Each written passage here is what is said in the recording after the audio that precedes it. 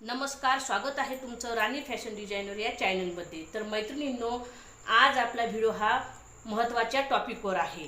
तर जास्तीत जास्त महिलांचा हा प्रॉब्लेम असतो की त्यांचे शोल्डर हे उतरते आणि त्याचमुळे त्यांचे ब्लाऊज बिघडते। तर हा जास्तीत जास्त येणारा प्रॉब्लेम आहे। तर हा व्हिडिओ शेवटपर्यंत बघा। या व्हिडिओमध्ये एकदम सोप्या पद्धतीने शोल्डर तुमचे कसे उतरणार नाही यावर संपूर्ण माहिती सांगितलेली आहे। तर चला आता आपण आपल्या व्हिडिओला सुरुवात करूया। तर मैत्रिणींनो, मी इथे तुम्हाला दोन ब्लाऊज दाखवणार आहे। तर बघा, हे जे ब्लाऊज आहे हे माझ्या नवीन कस्टमरचे आहे। तर त्यांनी हा जो ब्लाऊज दिलेला आहे या ब्लाऊजची शोल्डर हे उतरते। तर तुम्हाला बघता क्षणीच लक्षात येईल की बघा या ब्लाऊजचा गळा कसा आहे। बघा, इथून असे इकडे गेल्यासारखा झालेला आहे, खाली गेल्यासारखा, त्यामुळे तुमचे शोल्डर हे उतरते। आता इथे मी तुम्हाला दुसरा ब्लाऊज दाखवत आहे। तर बघा, हा जो ब्लाऊज आहे हा मी शिवलेला आहे। तर या ब्लाऊजचे शोल्डर हे कसेच उतरत नाही। तर बघा, या ब्लाऊजचा गळा तुम्हाला दिसतच असेल, असा न होता हा गळा असा आहे। तर बघा, हा गळा कसा घ्यायचा आहे तर मी आता तुम्हाला दाखवणार आहे। फक्त तुम्हाला व्हिडिओ शेवटपर्यंत बघायचा आहे। शोल्डरचा कुठलाही प्रॉब्लेम असेल तुम्हाला कसाच येणार नाही। आपण हे ब्लाऊज बाजूला ठेवून घेऊया। तर बघा, आता मी इथे 28 साईजचे माप काढणार आहे। तर 7 इंचावर मी घडी टाकलेली आहे, 7 चूक 28। तर आता आपल्याला बघा गळ्याचेच आज आपण बघणार आहोत। 28 साईजसाठी बघा आपण गळा किती घेत असतो, मी इथे चार्ट तयार केलेला आहे। 28 साईजसाठी आपल्याला 1.25 इंच गळा घ्यायचा आहे। तर तुम्ही काय करता मैत्रिणींनो, गळ्याची जी रुंदी आहे बघा, ही जी रुंदी असते गळ्याची ती घ्यायची असते 1.25 इंच। तर तुम्ही 2 इंच घेता, त्यामुळे काय होतं तुमचा गळा खाली उतरतो। हे एक कारण आहे। आणि दुसरे कारण बघा, जेव्हा आपण ब्लाऊजला टक्स मारतो, आता हा ब्लाऊज आहे तर पाठीमागे आपण ब्लाऊजला टक्स मारतो, त्यावेळेस काय होते, हे जे टक्स असते ते आपल्याला 1.5 इंचावरच घ्यावे लागत असते। तर बघा या महिलेने टक्स किती दिलेले आहे, इथून तर इथपर्यंत बघा 1.5 इंच, म्हणजे टक्स खूप जास्त घेतलेले आहेत। आता बघा, हे टक्स जर जास्त प्रमाणात घेतले तर इथे बघा तुमचा ब्लाऊज असा उतरल्यासारखा झाला। हे जर टक्स जास्त घेतले तर इथे बघा असा इकडचाही भाग खाली आलेला आहे। बघा, इकडचाही भाग एका रेषेमध्ये हा भाग दिसत नाही। आता मी तुम्हाला दाखवते, बघा बघा, एका रेषेमध्ये नाही, ही बाजू वरती गेल्यासारखी वाटत आहे। ते कशामुळे होते, मागचे टक्स जास्त घेतल्यामुळे। मागचे टक्स हे 1.5 इंचच घ्यावे लागते। ते कशासाठी घ्यावे लागते, बघा मागच्या साईडला आपली पाठी प्लेन नसते, आपल्या पाठीला थोडासा वाक असतो। म्हणजे असा मी वरती चित्र तुम्हाला लावूनच देणार आहे, ते तुम्ही बघून घ्या।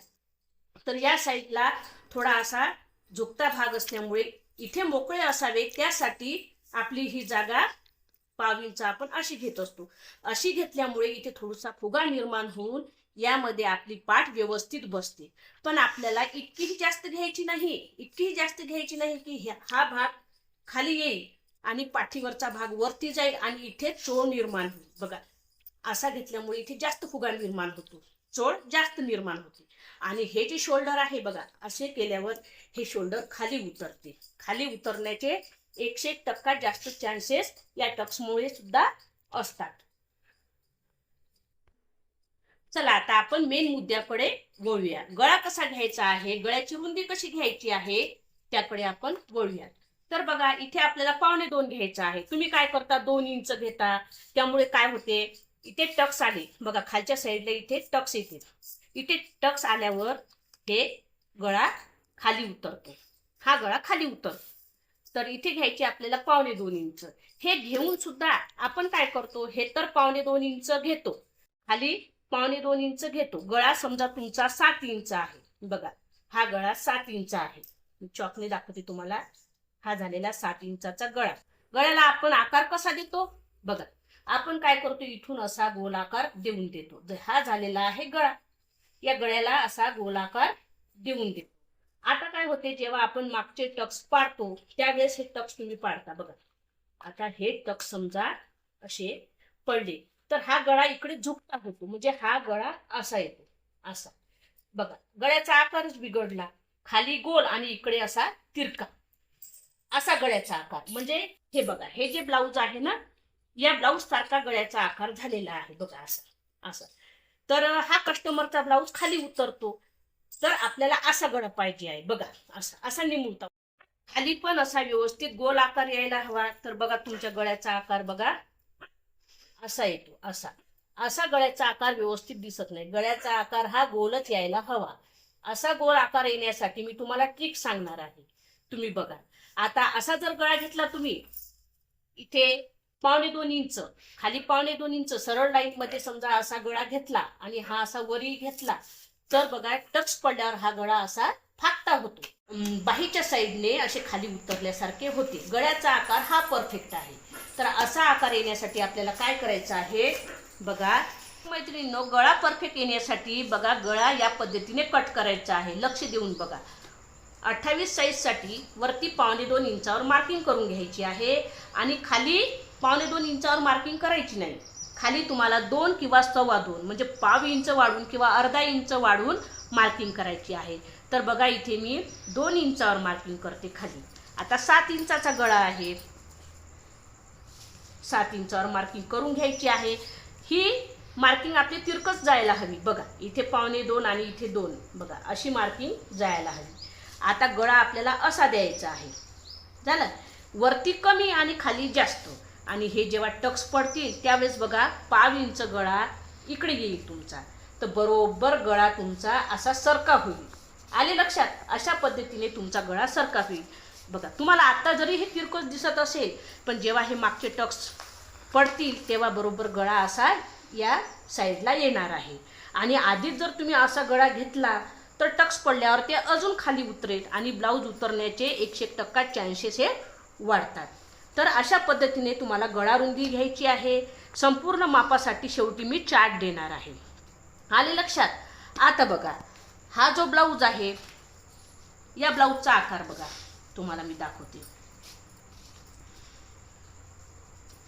आता हा गळा मोठा आहे, पण एक्झाम्पल सांगण्यासाठी मी तुम्हाला दाखवत आहे. बघा या गळ्याचा आकार बघा असा निमुळता आहे, तुम्हाला दिसत असेल बघा, असा निमुळता आकार आहे, इकडे कमी आहे, त्यामुळे हे शोल्डर कसेच उतरत नाही.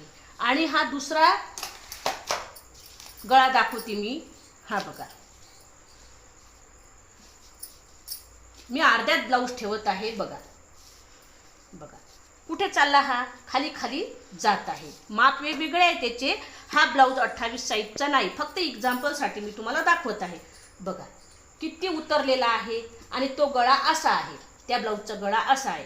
म्हणजे त्या ब्लाऊजचे शोल्डर हे कसेच उतरत नाही आणि हा मापाला आणून दिलेला आहे, तर हा ब्लाऊज खूप उतरतो. तर आणि ब्लाऊज शिवत असताना काय करायचं आहे, जेव्हा आपण हे शोल्डर जोडतो, शोल्डर जोडते वेळी गळ्याच्या साईडने तिरकस लाईनमध्ये शिलाई मारायची आहे. म्हणजे गळ्याच्या साईडने बघा शिलाईमध्ये असे जास्त घ्यायचे आहेत बघा. त्यामुळे काय होईल, इथे गळ्याच्या साईडला तुमचे ब्लाऊज हे फिट्ट धरून बसेल, असे खाली उतरणार नाही. इथे जर जास्त जागा झाली तर हा ब्लाऊज असा खाली उतरतो. थोडे तिरकसमध्ये घ्यायचे आहे, ते कसेच लक्षात येत नाही. ब्लाऊज जेव्हा आपण शिवतो तेव्हा कसेच लक्षात येत नाही, पण ब्लाऊजला मैत्रिणींनो ब्लाऊज एकदम परफेक्ट फिटिंगमध्ये बसतो. आणि हे टक्स 1/2 इंचावरच मारायचे आहे. आणि ब्लाऊज जर तुमचा 42-46 साईजचा असेल तर तुम्ही अर्धा इंच घेऊ शकता, पण जेव्हा तुमची साईज लहान असते ब्लाऊजची तेव्हा तुम्हाला 1/2 इंचावरच टक्स द्यायचे आहे, म्हणजे तुमचे शोल्डर कसेच उतरणार नाही. तर तिरकस लाईनमध्ये कशी शिलाई मारायची आहे तर मी इथे तुम्हाला दाखवते. इथे बघा गळ्याच्या साईडला मी जास्त शिलाई घेतलेली आहे आणि हे जे बाहेर जोडले त्या साईडला कमी. तुम्हाला दिसत असेल तिरकस लाईनमध्ये शिलाई बघा इथे जास्त घेतलेली आहे, त्यामुळे गळा कसाच उतरत नाही. आता तुम्हाला गळ्याची रुंदी किती घ्यायची आहे ते चार्टनुसार सांगणार आहे बघा. तर मैत्रिणींनो आता साईजनुसार गळ्याची रुंदी किती घ्यायची आहे मी तुम्हाला सांगणार आहे. तुमच्या ब्लाऊजची साईज 28 असली तर गळा तुम्हाला 2.25 इंच घ्यायचा आहे. 30 साईज असली तर 2 इंच घ्यायचा आहे. हे लक्षात ठेवायचं आहे. मी इथे तुम्हाला चार्ट लिहून दिलेला आहे, पण सांगत सुद्धा आहे. 28 असली तर 2.25 इंचाच्या वर गळा घ्यायचा नाही, म्हणजे ही जी रुंदी आहे ती. 30 असली तर 2 इंच घ्यायची आहे. 32 असली तरी 2च घ्यायचं आहे. 34 साईजला 2.25 घ्यायचं आहे. 32ला 2, 34ला 2.25. मग तुम्हाला असे वाटेल की प्रत्येक वेळेस पाव इंच वाढवायचे, तर तसे नाही आहे. बघा 36ला 2.25 इंचाचाच गळा घ्यायचा आहे आणि 38ला 2.5 इंचाचा गळा घ्यायचा आहे. मग अजून साईज वाढते 40 आणि 42, तर दोन्ही साईजला गळा हा 2.5 इंचाचाच घ्यायचा आहे दोन्ही साईडला. आणि एखाद्या महिलेने समजा मापाला ब्लाऊज दिला आणि तिने सांगितले की मला गळ्याला थोडा पसरा हवा, मोठा गळा हवा, त्यावेळेस तुम्ही 2.25 इंच घेऊ शकता, पण ब्लाऊज पाहून. नाहीतर तुम्हाला 40 आणि 42ला 2.5 इंचाचाच गळा घ्यायचा आहे. 44 आणि 46ला तुम्हाला गळा 2.25 किंवा 3 घेऊ शकता. 44ला 2.25 घ्यायचा आहे, 46ला 3 इंच घ्यायचा आहे. शक्यतोवर याच्यावर गळा घेऊच नका. मी सांगितलेल्या टिप्स वापरून जर तुम्ही ब्लाऊज कट केला तर 101% तुमचा ब्लाऊज हा कसाच बिघडणार नाही. तर एकदा मी सांगितलेल्या सर्व टिप्स फॉलो करून तुम्ही ब्लाऊज कट करा. हमखास तुमचा ब्लाऊज हा कसाच बिघडणार नाही. 100% तुमचा ब्लाऊज हा परफेक्टच बसेल याची गॅरंटी मी देते. तर मैत्रिणींनो, अजून एक गोष्ट, ज्यांना कुणाला पेपर पॅटर्न हवे असतील तर आपल्या इथे एकदम परफेक्ट पद्धतीने पेपर पॅटर्न्स तयार केलेले आहेत. तुम्हाला ब्लाऊज जरी शिवता येत नसले किंवा तुम्ही नवीन शिकत असाल किंवा तुमचे ब्लाऊज परफेक्ट बसत नसेल तर तुम्ही हे पेपर पॅटर्न्स ऑर्डर करा. हे पेपर पॅटर्न्स इतक्या सोप्या पद्धतीने बनवलेले आहेत की तुम्ही ब्लाऊज पीसवर हे पेपर पॅटर्न ठेवून एकदम सोप्या पद्धतीने पेपर कटिंग करून ब्लाऊज परफेक्ट शिवू शकता.